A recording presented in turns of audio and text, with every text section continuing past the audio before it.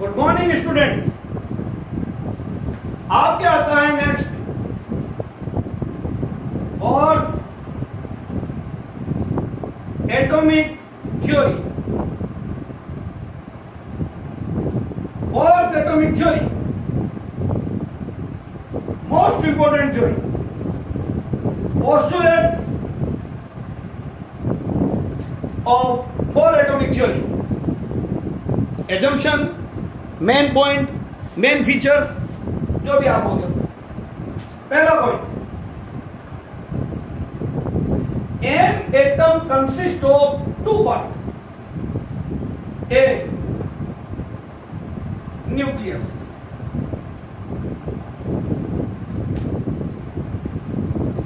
center of atom is very small, which consists of total positive charge and entire mass of the atom is called nucleus. That is, total protons and total neutrons are present in the nucleus of an atom. B,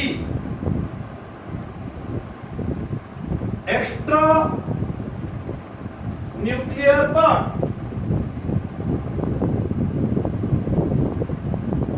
There is a lots of empty space.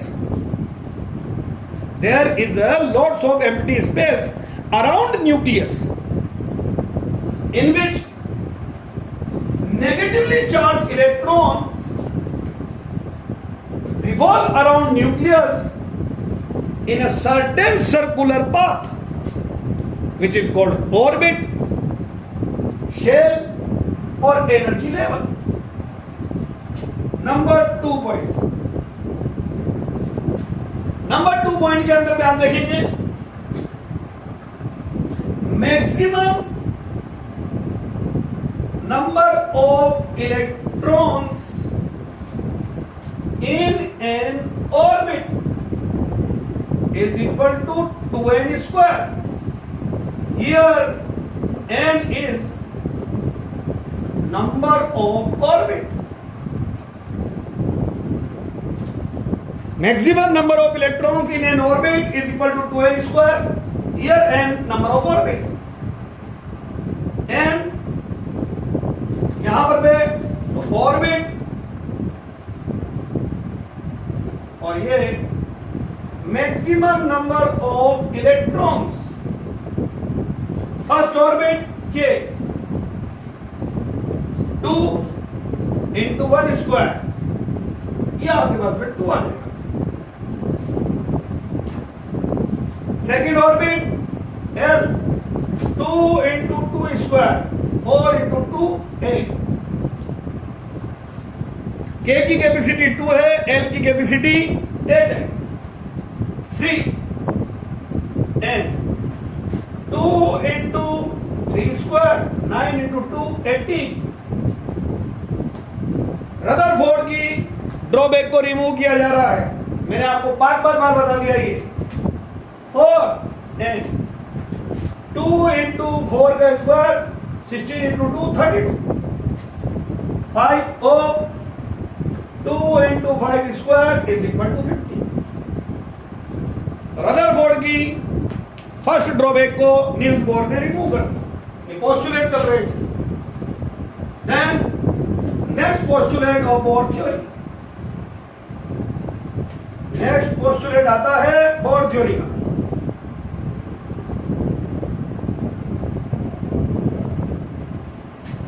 Next postulate of Bohr atomic theory. Third point, when an electron revolve around nucleus in a circular path, it experiences two forces. It experiences two forces.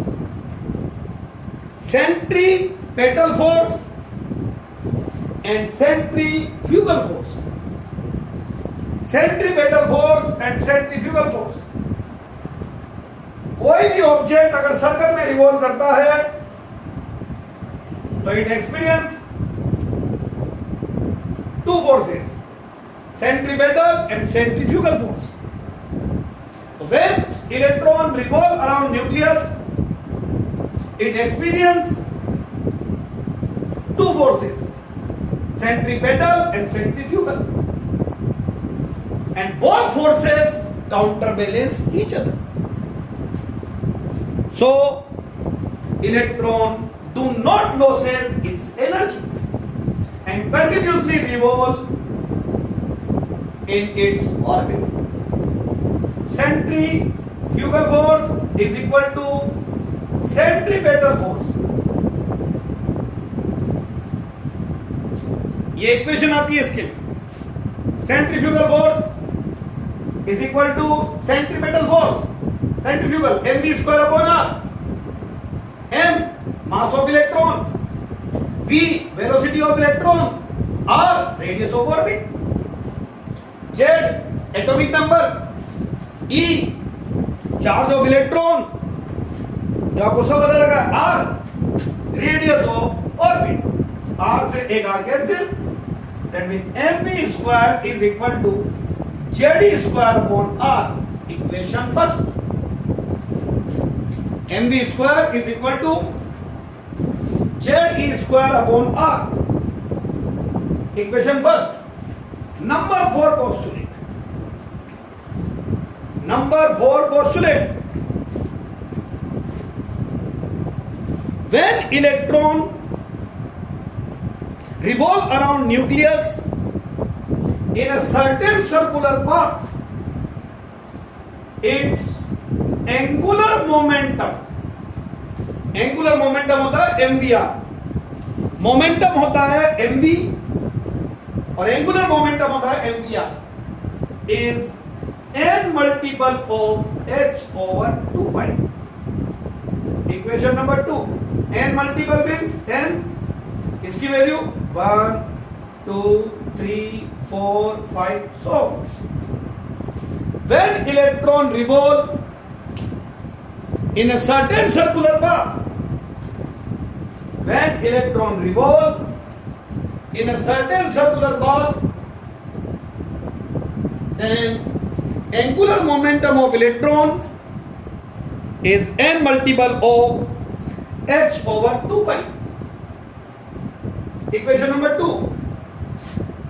mass of electron, velocity of electron, radius of orbit, and h Planck constant 2 and pi. Number 5 postulate. तो number 5th वाला postulate देखिए आप लोग, Rutherford के postulate code से याद रखने हैं, समझना है. 5th postulate. When electron revolve in a certain circular path, it does not absorb or evolve energy. It does not absorb or evolve energy. That is, energy of electron remain constant in its orbit. It is called its ground state. It is called its ground state. Number 6 point. Electron absorb or evolve energy only when electron jump from lower level to higher level or higher level to lower level. Electron absorb or evolve energy only when electron jump from lower level to higher level and higher level to lower level. Electron absorb energy when it jump from lower level to higher level, and electron evolve energy when it jump from higher level to lower level. Next point, it is called N1 orbit, it is called N2 orbit. n1 orbit की energy En1, इसकी हो गई En2, ये jump कर रहा है। तो यहां पर मैं यहां से कर रहा है तो कितनी एनर्जी का difference, del E is equal to En2 minus En1। और बाकी प्लैंक की थ्योरी जो है वो बिल्कुल तो सही है। तो 7 पॉइंट पे प्लैंक कंसेप्ट आएगा। इलेक्ट्रॉन एब्सॉर्ब और evolve energy in form of discrete packets of energy. That is, electron absorb or energy in form of quanta or photon. That is, del E is equal to h nu or del E is equal to hc over lambda. ये आपके Bohr atomic theory के postulates हो गए। और इन्हीं postulates पे अब आप देखिए Niels Bohr radius of orbit calculate करेगा, velocity of electron in n orbit calculate होगा, इसी पर पे एनर्जी ऑफ इलेक्ट्रॉन जो है इन एन ऑर्बिट उसका फॉर्मूला आएगा। और इसमें आयनाइजेशन एंथैल्पी, एक्साइटेशन एंथैल्पी उसके क्वेश्चन बनेगा। Excitation enthalpy, energy required to excite electron from one orbit to another orbit. Ionization enthalpy, energy required to remove electron from its ground state. तो आपको energy का difference लेना है।